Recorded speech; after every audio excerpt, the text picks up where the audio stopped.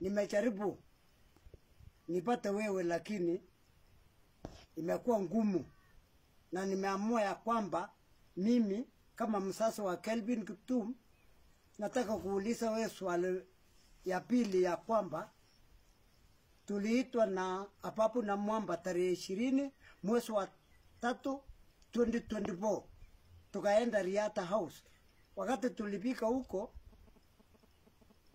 tukaongea, Apapu na Mwamba wakasema Baba wa Taifa, Rais wa Jamhuri wa Kenya, niko tu na maswali kama 3.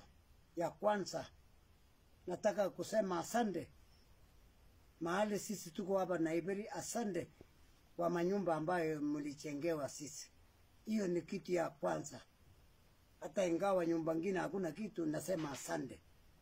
Ya pili, nataka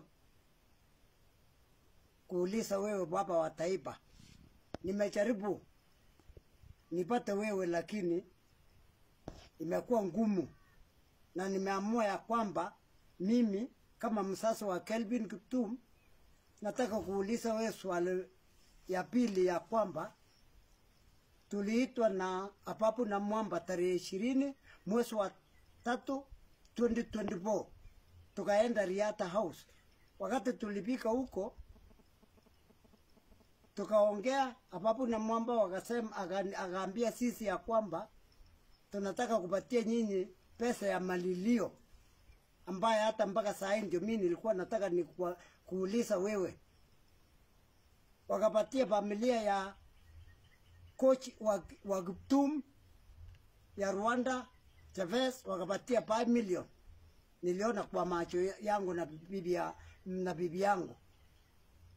Mpaka saa hii hatuchapewa yetu. Sijui pesa hiyo yetu ya 5 million ilienda wapi. Ya pili, mpaka saa hii Baba wa Taifa, Kibo ya Kiptum alikupa, mpaka saa hii hatuchapata results. Hii ni mwaka wa pili. Ya tatu, kari ya mtoto yangu ile alipata accident, mpaka saa hii nimesungushwa mpatu iko Kaptagat. Sijui yose kwa huko au nini, mpaka nimeweka mkono yangu juu, wache hiyo kari. Ni hayo tu, sina mingi ya kusema. Asante Baba wa Taifa.